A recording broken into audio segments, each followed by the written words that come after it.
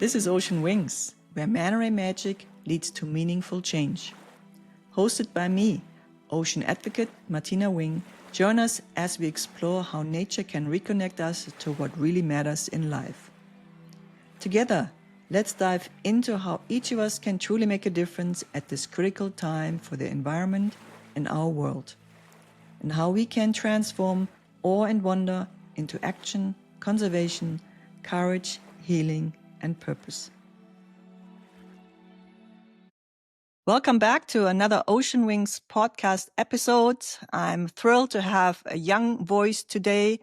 It's Abraham Hickson. Welcome, Abraham, to the podcast. We met as another guest that I had at the Manta experience, and I'm really thrilled to have a young voice on this recording, simply because I want to give Gen Z a voice and find their way into the world of making your point and learning from the older folks and whatever goes and comes with that. So I really appreciate you having me on here, Martina, and it's a pleasure to be here in front of you all. And thanks for giving me this opportunity. I'm excited to do some discussion. Great. I do want to start out with a short introduction. All my guests do that, so I'm going to read back. Abraham Hickson, he lives in a small town in Colorado, and he has debate and speech experience for about 2 years at some of the highest levels. His interest is in current events that encompasses all events like foreign, political, domestic, economic, environmental, and many other categories. He hopes to make impacts in all positive ways to the world in the future. And the future is yours, isn't it? It absolutely is. The future is in my generation's hands, and it's up to more people in my generation, such as myself, to speak out and ensure that our future is good. Yes.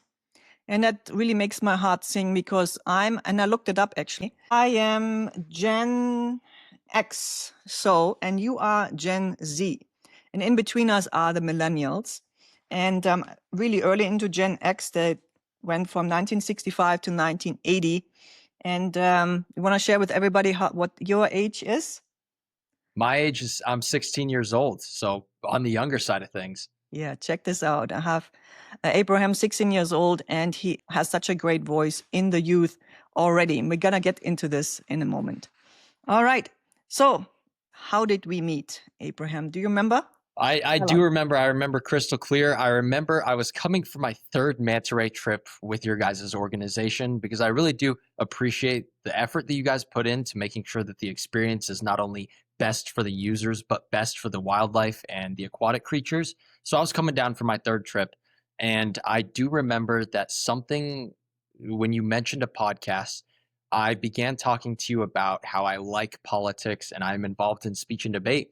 And then that took us to like a 30-minute conversation just about current events and a lot of beautiful things. So we met on, I wouldn't call it the evening, the nighttime in Hawaii after a manta ray swim. And I had noticed that these people were getting a little bit too close to the manta rays. I believe they were hotel guests or tourists, but they were going down on their own and getting close to the manta rays. And in fact, one of them even touched a couple. And I remember that it feels like something got sparked inside of me that day. Yeah, so to explain for our listeners, we do the tours. Abraham was my guest. He had signed up with was it with your dad, right? I think it was your dad. It was. And you had come twice before, and I looked it up. You joined us in 2016. You were really young there. It was incredible. 2023, and then this year in July 2025. Sounds about right.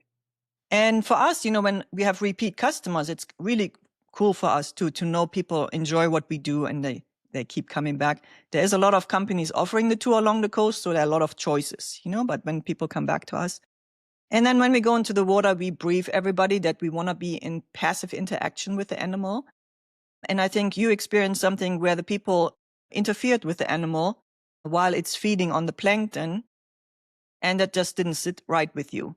Absolutely, it did not sit with right. I mean, we choose to come back to your guys' organization because you guys are putting in the steps and the effort to actually advocate for these sea creatures as if they were just another human being. And I think for me and my family, we really appreciate that. And just the way that you guys even have the slideshows before we go out and swim with them and talk about the history of manta rays and the importance of respecting them and their habitats. It really just made me angry seeing someone get so close and interfere with their feeding process, because these are creatures who, on a moral level, are just the same as us. Yeah, living creatures, living creatures. Yeah. Yeah, and for us, it's for me and my team, it's really important. One of the two ground rules is you do not touch the animal because it's just trying to feed on the plankton, and any kind of touch could be interpreted as like I don't want it, could be a predatory move, you know. So the touching, you can see manta rays flicker away. They're like, oh, I don't like it, you know.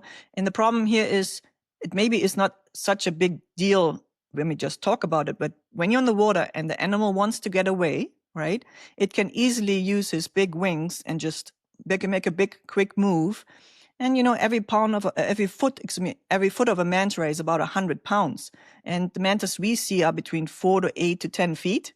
Well, that's a 500-600 pound animal, and you don't want to be in their way, right? So that's why we say it's a strict rule: don't interfere with the animal. And so one is touching, do not touch. And the other one is called do not free dive. And that is just holding your breath and come from the surface and free dive down. That's definitely a predatory move. And, you know, I've do this so long in this particular bay now, it still upsets me after all the time seeing people doing it. There's almost no way to communicate that in a nice, forthcoming way. It's usually interpreted as like, don't tell me what to do, right? But in your case, it sparked something, right? And I really appreciate that because it started the conversation after the swim, how you felt about it. Is that right? That is absolutely right. And I mean, just seeing that, it's not only dangerous when people are doing that to themselves, but it's harmful to the creatures. And I think it's just a lack of common respect. And that's, something that we shouldn't have in the world. And when you were able to talk to me a little bit more about that, I was shown that you and your organization cares not only about the people who you want to experience these beautiful things with, but the creatures themselves. And it really meant a lot to me. But yes, something was definitely sparked inside of me. And no one would want to get hit by a 100-pound wing of a manta ray. That could not feel good. This activity is really popular on the island, and it attracts often guests that don't have the skills to maybe lose a mask or a snorkel out of their mouth. So that could happen when a manta ray hits you, right? So there's a lot of things to consider. Most people don't realize we are at night in the ocean, so everything is heightened, you know. So to do really good and safe operations is just, it should be always your goal. But for us, it's even more important that we are having a framework and run with it, and you have the guidelines not to interfere with the animal and just enjoy the show. In that thing, it's awesome that you guys think that way. But I did get curious. For you personally, what sparked your interest in not only advocating for manta rays and all sea life, but what started your interest and just lit the spark inside of you?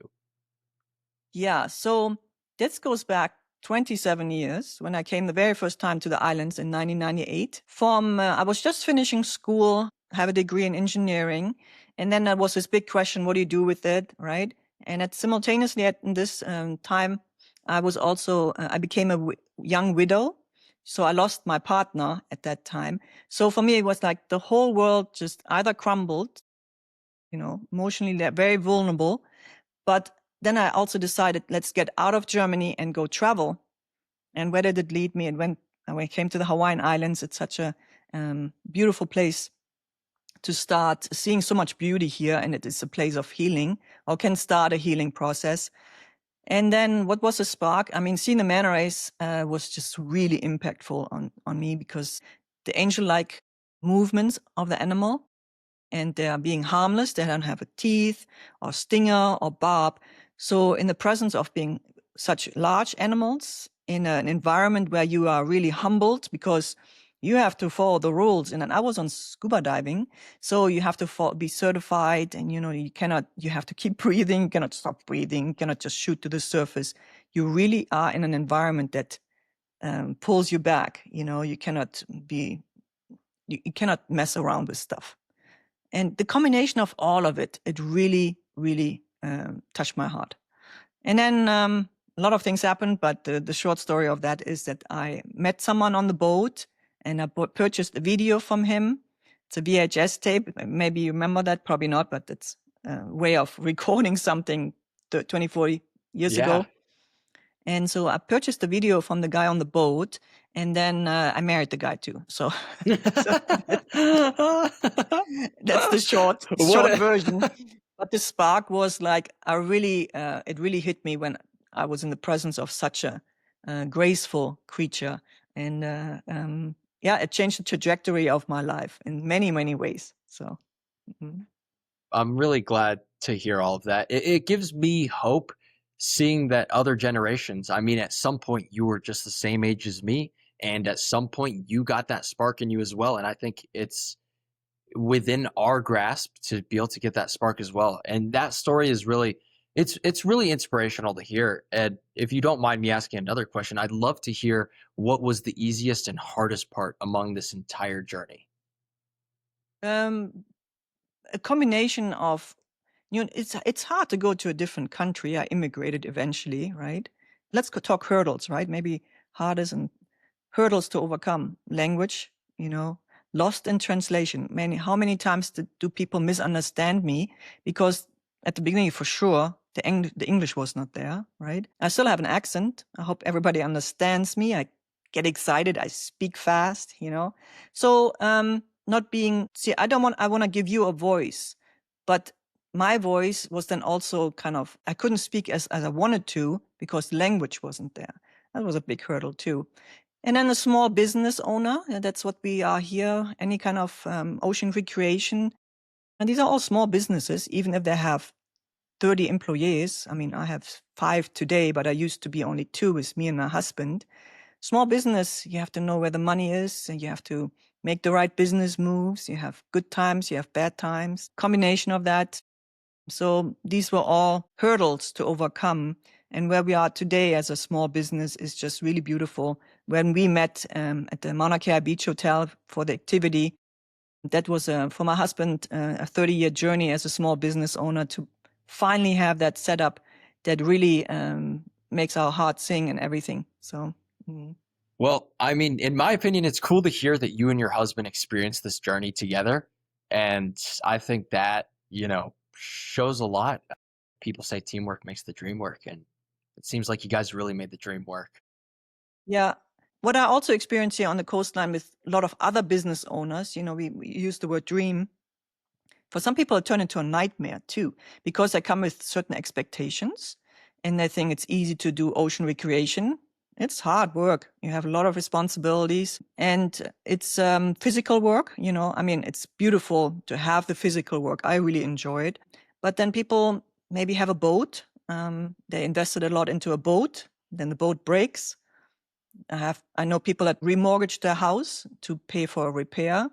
These are all really business problems that you might not have if you just have a land-based business, right?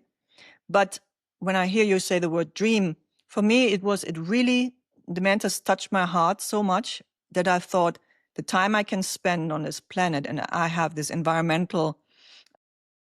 I want to do good for the environment. That's just me from the start. And I can use all my talents in this space of ocean recreation, teach people about this particular animal that just really captured my heart so many years ago. And consistency and perseverance, just keep going because that makes your heart sing. It's like that is where I feel really good about myself and bring joy to other people. Mm. Yeah. I like that you say that. I got to say, it's very inspiring to hear you say this stuff. It brings hope to my heart. I know that if one person can do it, anyone can do it. And Of course. you, you, Of course. you really made the dream happen, is Yeah. what it seems like. Yeah, I mean, I had good education. Went to school. In Germany, it's called high school in America, but it's 13 years school, and then I had an apprenticeship, draftswoman, and then also an engineering school, and then I was ready to conquer the world. And you just have the tools, you know how to fix a problem, or how do you approach a problem to do something. And in my case, I really liked small business. I'm not do so well when I have to deal with too many people and it's all human resource problems. And I'm like, no, that's not for me. too big of a company is not good for me, and I can live my creativity. So that's something that I really enjoy. And I didn't know that when I was starting it. I just felt like feels good. Keep going that direction, So yeah, That's a good direction to go. I yeah. will say everything has gone in the positive direction. It is what it seems, and I think being a business the way you guys are and advocating for animals and ensuring a good experience that's not harmful to the humans and the animals. That in my personal opinion, being on the smaller scale of a business is better because not only is it more personalized, but just from my trips out there, there is everyone who gets at least a couple people every time who get out of formation or get separated, and anything can happen. So when it's more smaller and personalized as in terms of business wise, and you're working with someone like yourself who knows what you're doing, and you enjoy the strength factors, and you almost come at that adversity with like a, hey, I'm going to tackle this attitude, it ensures the best experience for everyone, especially being that such a careful and pristine thing is kept on a smaller scale. I mean, as a business model, I could take 20 people at the same time into the water, but I don't. I take a group of 6 and then do multiple groups after another. And, then it's actually for the business, it's risk management. Okay, I'm going to turn the table on you again. What about how you experience the man race? I'm always curious. In my long time doing this, I have the guests beforehand kind of nervous and like, oh my God, who signed me up for this, right? And then afterwards, pure joy, that is awe and wonder that they experience. I want to hear how you experience it. And for you, it was 3 times. So you kind of knew what's happening, but I think it's always new again too, right? The experience is new every single time, and part of that is why I went back the 2 times that I did after my first time.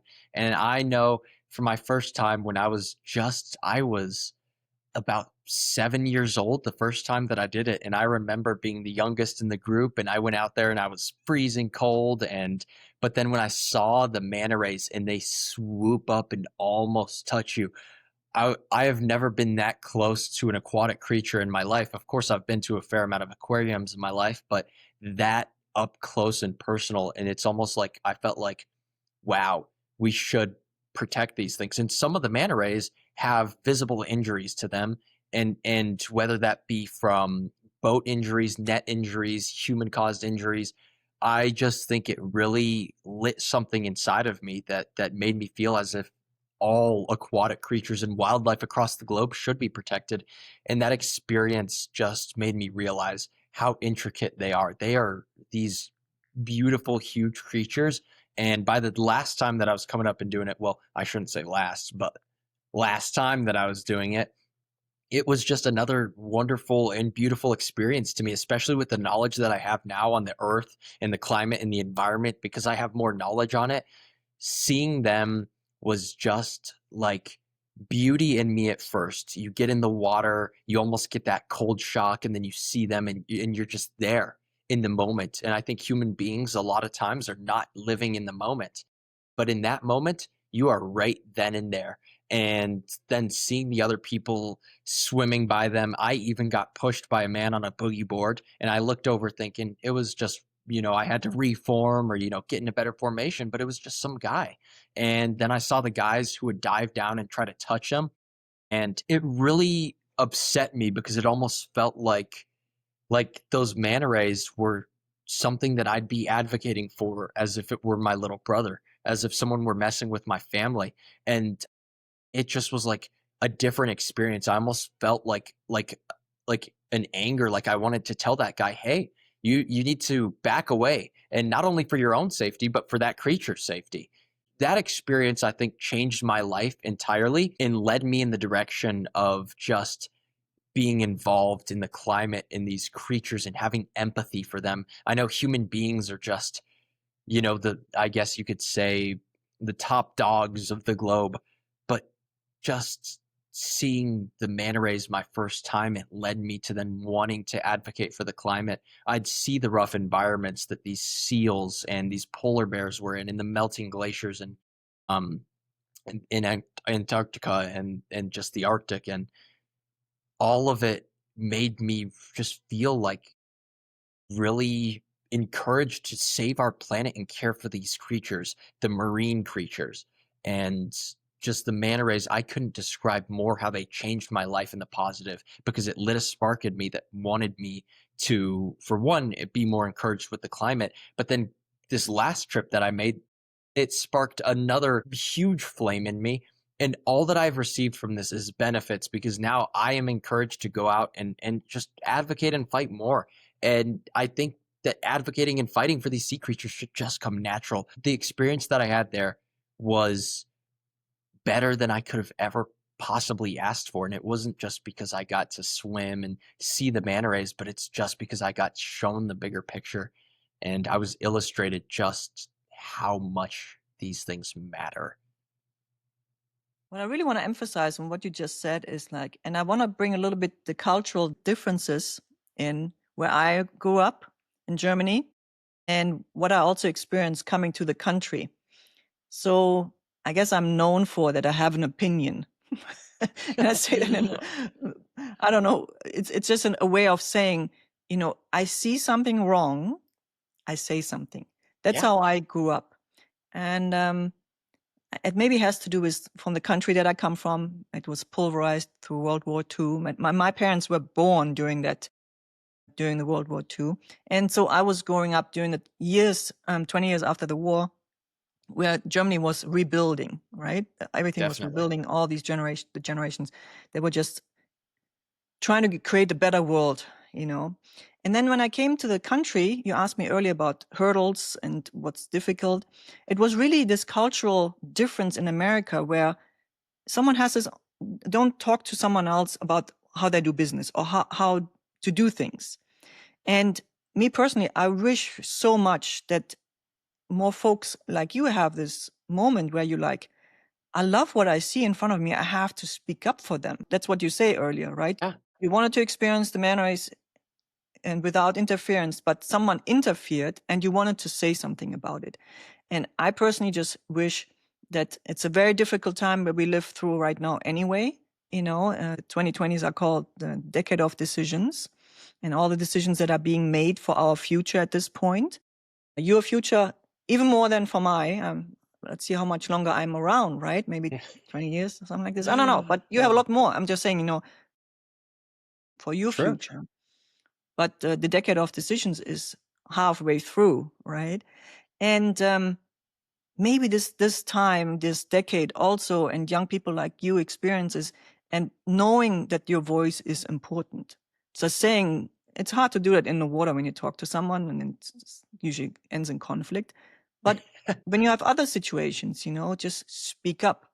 And this is just my experience also being the immigrant and seeing the cultural differences. But now I see also when you just said, it sparked in you to speak up and not just advocating with maybe a petition or with money giving to an organization, but actually speaking for them, use the voice. And I think that leads really beautiful into your hobbies, isn't it? So Would agree. tell us about your hobbies and what you've been up to. I believe the last 2 years, right? Yeah, in terms of the last 2 years, it's been a big shift for me. I grew up collecting Lego sets, and that was kind of just my jam. Collecting Lego sets was pretty much all I had. I bounced around a couple different sports, but then as of 2 years ago, I've just felt more and more encouraged to fight for just what's right. I mean, all throughout as a child, I've always felt like when I see something wrong, whether it be to myself or to someone else, I want to see justice be served in some way or somehow, and I want to speak up and call it out. But recently, that's almost just become a hobby of mine in these local elections. We have a school board election happening here on Tuesday, and I've gone to the candidate forums and I've tried to schedule an interview with one of the candidates, and it makes me feel pretty good because this guy is refusing to take an interview from a high school student, and it goes to show more about his character than my own. And that's just become one of my hobbies, is over the past 2 years, definitely speech and debate. That has become a huge part of my life. And my freshman year, I had left the team midway through the year because of some internal conflicts. But then I came back my sophomore year because I cared more about the impact that I could make in my future if I learned just how to continue speaking up and doing it in the right environment. And then all the topics that we'd get that we'd have to debate on started becoming something that I didn't just want to debate because it's speech and debate. I actually cared about these topics and there was passion behind them. So advocacy has become one of my hobbies, and just doing that, even spreading slight knowledge to people who are not getting their information from the right places or have misinformation, it can change a lifetime. I mean, in my generation, too many people just see something wrong and expect others to deal with it and pick it up. But just advocating and influencing and inspiring people is great. In terms of some of my other hobbies, I have been going up. It's a town about an hour away from my town. It's called Grand Junction here in Colorado. And I've been doing Muay Thai and MMA, and Muay Thai is kickboxing. And just this physical workout with the mind has been great. And you see in a lot of those communities, the one that I find, and I live in a very, very rural area with a lot of people who think differently than I do. When I go up there and I meet with that group of people and I do the MMA and Muay Thai, it's a lot of people who are like minded and a lot of college students and older adults who wish they would have done more in their day. And I think my generation, by the 2030s and 40s, we can't be looking back saying that we wished we could have done more. We need to look back and thank ourselves for what we did do and thank ourselves for the benefit that we were able to provide. And I think one of my biggest hobbies has just been spreading the light with people. When I care about something like Legos, when I was passionate about Legos, I'd want to always talk to people about Legos and this Lego set, that Lego set. And now it comes down to current events and like what's going on in the world. And it's like, I want you to know about this. Our climate, it's in shambles right now. The environment's in shambles. Our waters are polluted. There's plastics in the ocean. These beautiful creatures are being harmed. And I want other people around me to just understand the impact. And I wish that I could take all the emotion in myself and spread it to others. But those have just been my hobbies: debating, advocating, and kickboxing and MMA. I do live a pretty simple life, I must say. Yeah, the word just that came to my mind is like when you were saying, you have this passion and this energy. You want to just bring it to everybody, right? I feel the same way when you push a button on me talking about manta rays, I get really excited, right? It's just like, yeah, let's talk manta rays, right? It's such a unique animal that most people just don't know about.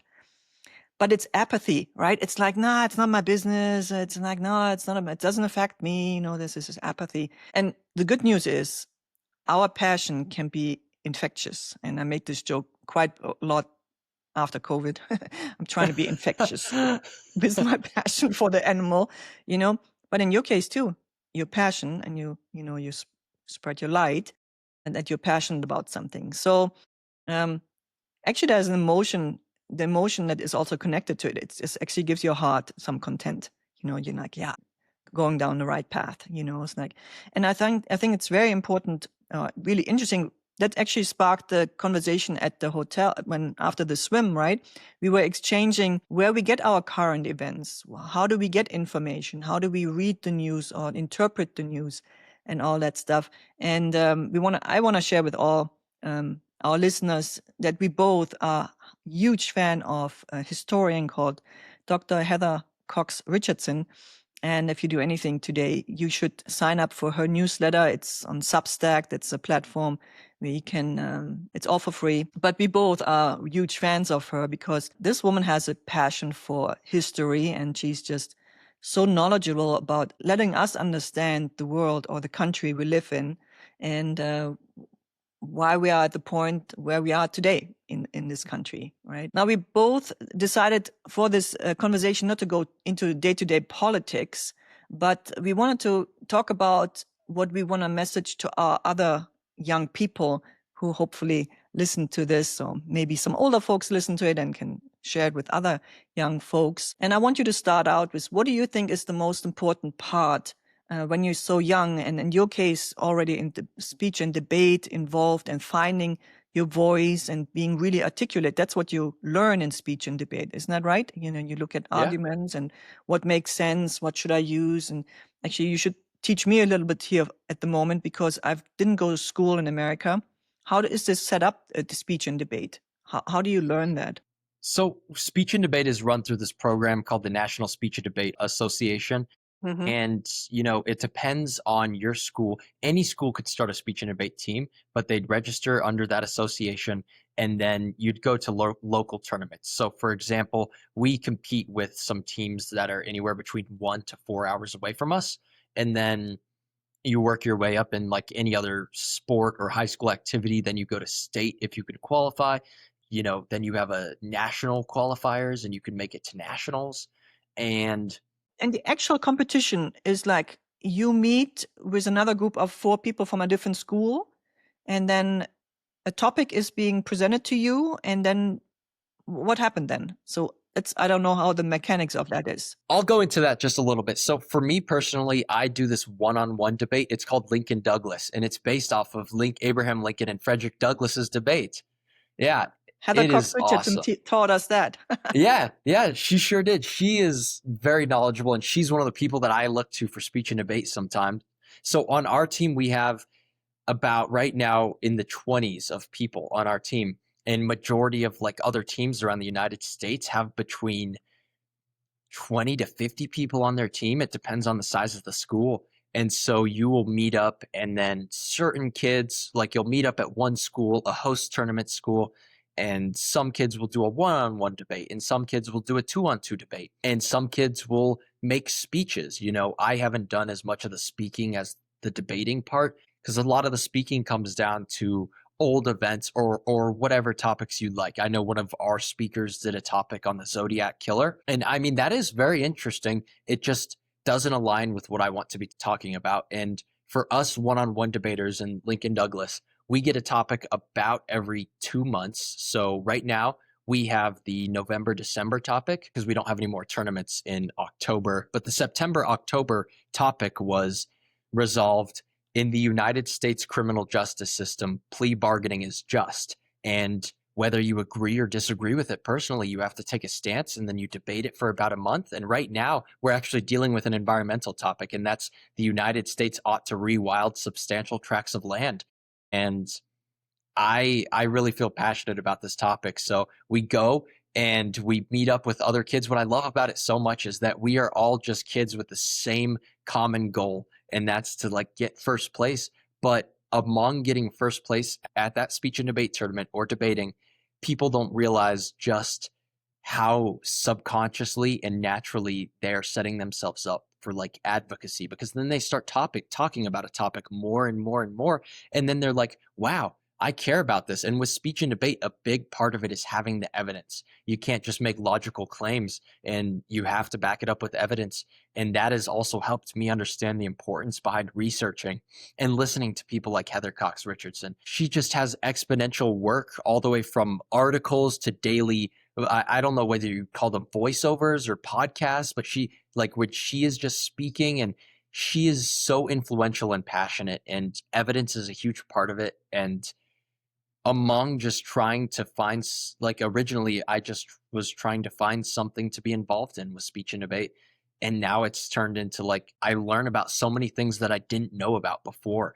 And to win the debates, you can't just have surface level points in your debates. You have to go very, very deep, and that has also helped me understand the deepness and complexity and impact that my generation has, and like what's going on in our world right now. And I think it's a wonderful thing. Any person in my life I come across, I'd encourage they do speech and debate, but I think it's a wonderful association. Yeah. Yeah, I wish I would have had that in school too. We just didn't have that. That was never offered.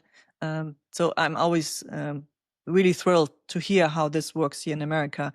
And then who's the referee? Who says who wins? How does that work? Okay, so in terms of like each round, there will be one judge, but that does kind of change. Like if you go to quarterfinals or semifinals, the judge will increase. Like there will be 3 judges by the time that you get to like quarter and semifinals. But everyone at the national level, I'll take for example extemp debate. Extemp debate is a debate format where you get a topic. You are also given your side. You have 30 minutes to prepare your side, and then you go and debate it, and it's a short debate. And I think that for one was very impactful to me. But at the national level, everyone is guaranteed 4 rounds in extemp debate. And if you advance to the next round, you have to have like a record of like 3-1 or 4-0. Like you've won 3, lost 1, or won all 4. And then you advance to the next round, and that's called breaking.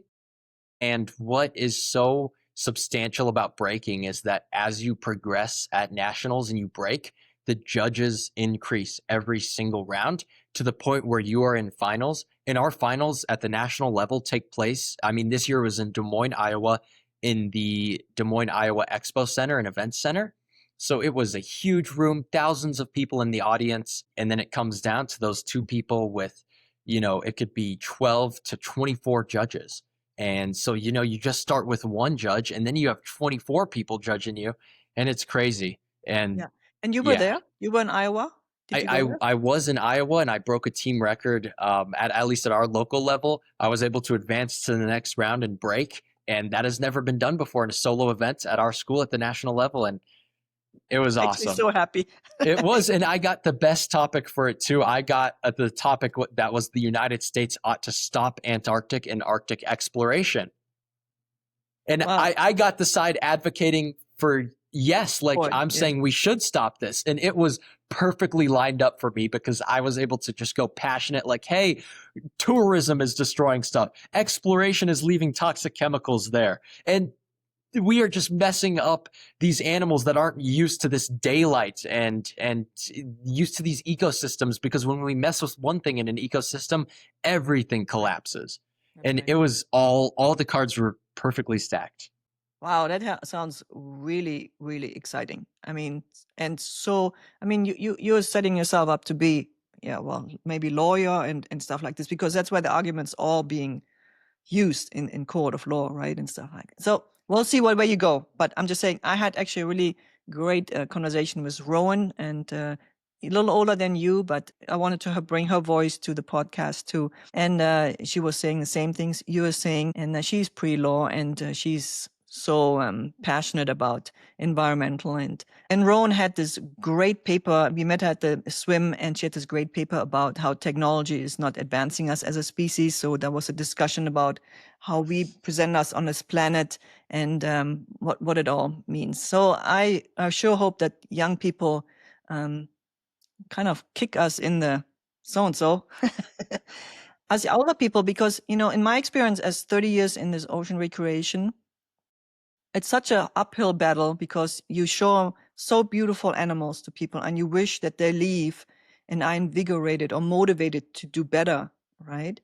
But somehow nobody's doing better. I mean, the system is just so rigged against us to do better. But I think we're coming around that we all understand that policies have to be in place to make the world better. And when you talk policies, then you have to talk politics, and then you have to understand how government works, and then you have to understand what form of government works better than another form of government. So this is such an intense time that we all live through. I can just say I did not pay too much attention to policies and always thought, yeah, someone else is going to fix it. And I'm so glad to hear that you are already so advanced in that knowledge, learning from Dr. Heather Cox Richardson and all these things, how government works. That's one part that she teaches us, right? But that it all comes much earlier in your life to understand, to make real change for the environment, for justice, and for a better world. We have to know certain things, how the society works, The proof is in itself. You, as you said, you were someone who just figured someone else could fix it or deal with that, and now you are advocating to this day, and that just gives me hope, because that is proof that people can be changed and people can be swayed to advocate. And even if it's something so small as a boat trip or something that's very large. I know it took a lot of people recently. A lot of events have happened that are just new in our timeline, in our age, and it took a lot of that to get people to start stepping up. So this is the proof right here that people can be swayed and then turn into people who are advocating, such as yourself, at very high levels, which is very respectable. I'm a small voice, but I do have a voice. And that's my message for the younger people. You have a voice. Just get education and keep going forward. Have consistency. And best thing is to have a passionate subject in my case, manta rays, I know that that's such a beautiful animal. Everybody, most people are like, oh, it is so cool, right? But if you don't live in Hawaii and you don't have access to it, there are other things that you can be passionate about, and it's in your environment and it's in your space and where you live, and yeah. Everywhere. It applies to everyone everywhere, even here in Colorado. I mean, we have our problems here in the big cities like Denver. Homelessness is a huge problem. And I think what needs to happen is, and what would work is, instead of investing all this money into these homeless shelters, which I do believe that we should do on some scale, we should put a lot of funding into rehabilitation and almost therapeutical efforts, because a lot of the people who are homeless either have pre-existing mental illness, or veterans with mental illness, or battling drug addiction. And I think, they aren't going to want to take up on a large scale of just homeless shelters. We need to address the root of the problem, because these are all human beings. They are someone's child. And when you look at it from that way, it's just heartbreaking. But yeah, these issues exist everywhere. Every single human being on this earth has a place, and every single human being has something they can advocate about. And that is what is so beautiful and not beautiful. At the same time, it's beautiful that everyone can advocate, but it's not beautiful that there are problems to the point where everyone has something to advocate about. But I want to go back then what you just said. Dr. Heather Cox Richardson teaches us, that it is the form of government, or the way the government works, what happened the last 40 years, how things were not implemented or being taken away now or pushed back. The give and take of all of that, the last 40 years created the world where we are today. And in my, not to be always sad about all the things that are not going right, I'm always thinking about what kind of future can we create, because everything seems to be crumbling. But if you come from, like, when my country was after 1945, it was rebuilt too. So think of the rebuilding phase, and then we don't want to make the mistakes we've done before. And I always have this really beautiful quote from Maya Angelou, that's what I'm hoping for, that we can look at everything as like, do the best you can until you know better. Then when you know better, you do better, and right there. that's what I want. That's what I want for the world.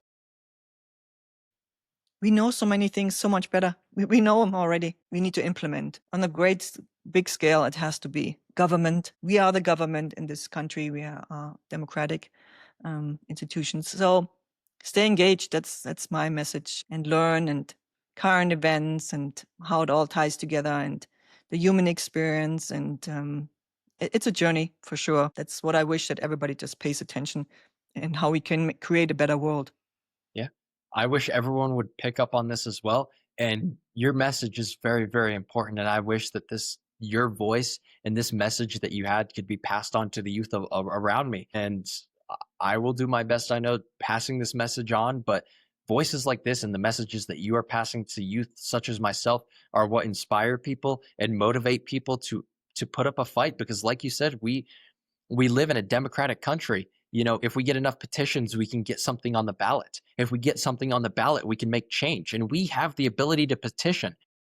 Everything is lined up perfectly for us to make change. We just need enough people who are willing to take that extra step and make that change. And for that, you should debate and have speech and debate Yeah, abilities, And so you're absolutely.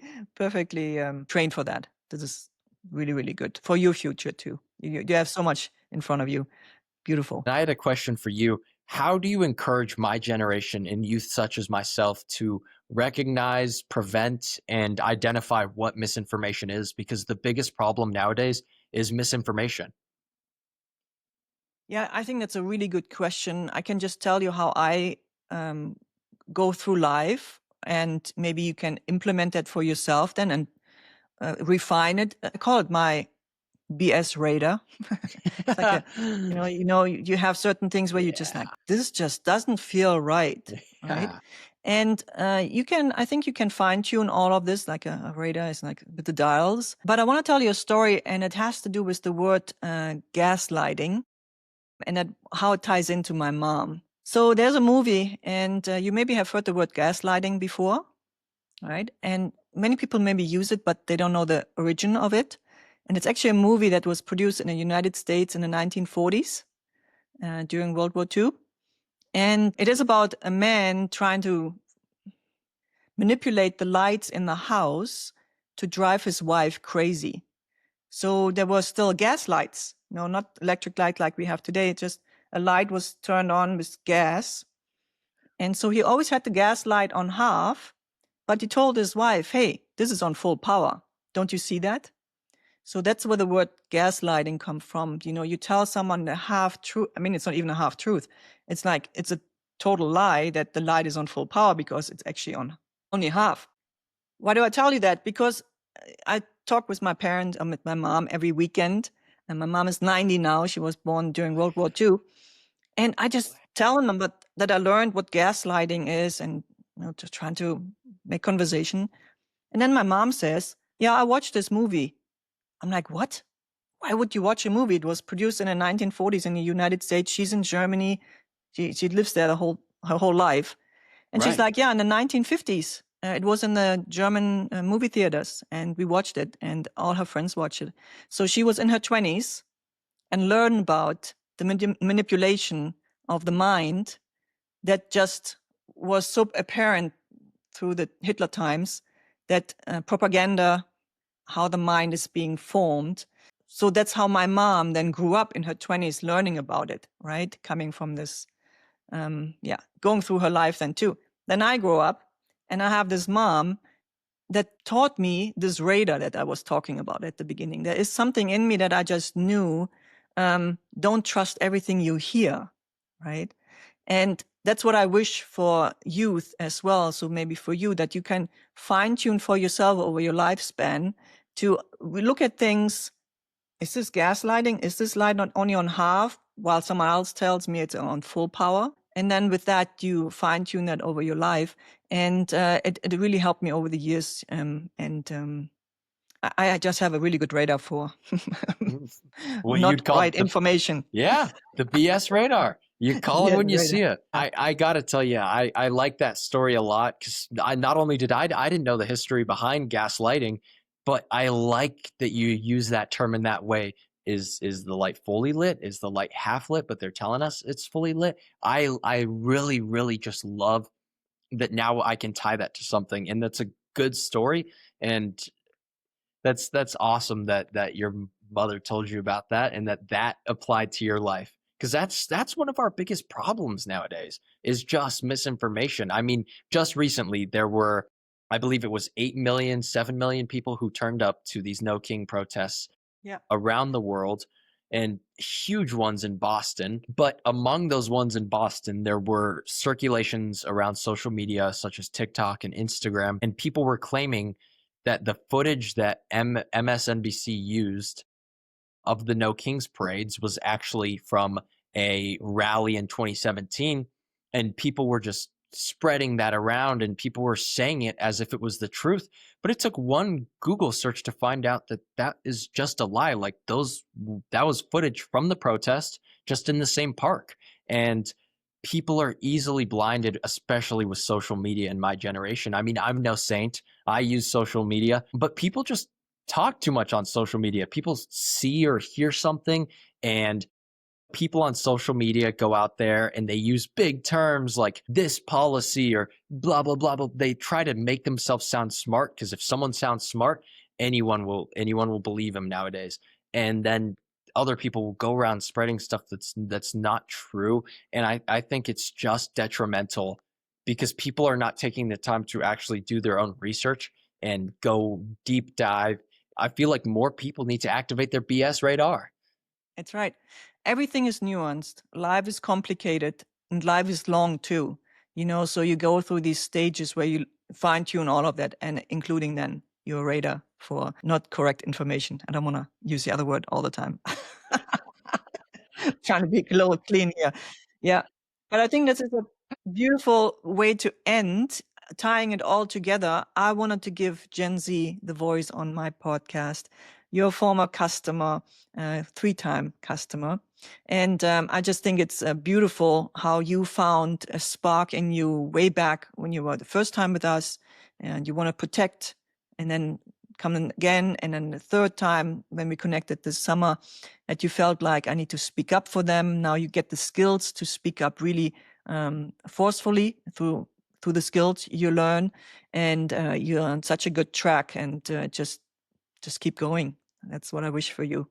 I appreciate it. And I've gotten a lot of knowledge from here. And I mean, it's right back at you as well. Thank you for providing the opportunity to not just me, but all of the people who come to the Big Island. And I appreciate the opportunity is there, but among it being just a almost tourism experience, it's such an educational opportunity. It's such an educational opportunity. And you guys make sure that you really incorporate the education behind it. And I couldn't be more thankful for the impact that it had on my life, because it seriously caused a mindset shift almost overnight to one thing after another. And that spark that was lit inside of me, you know, it's just lasted. And I'm grateful that the opportunity is there. And the fact that you're giving Gen Zers such as myself the voice, because we are the generation that matters most in this day and age.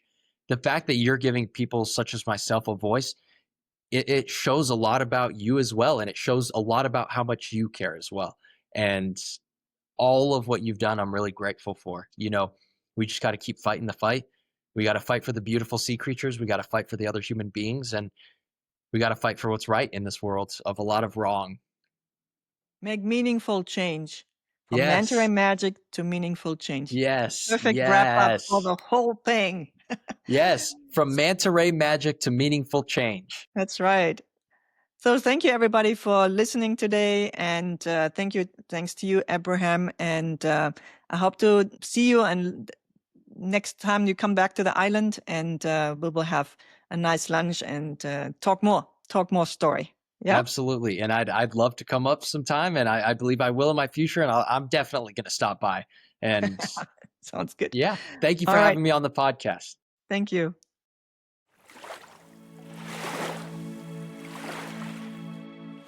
Thanks for joining us on Ocean Wings. If this episode moved you, inspired you, or made you think, please follow and share it with someone who cares about conservation and making meaningful change. Want to learn more or experience the magic of manta rays? Get in touch at oceanwingspodcast.com and subscribe to our emails for more stories from the ocean. Tune in next week for another episode. Until then, keep swimming with purpose. Aloha.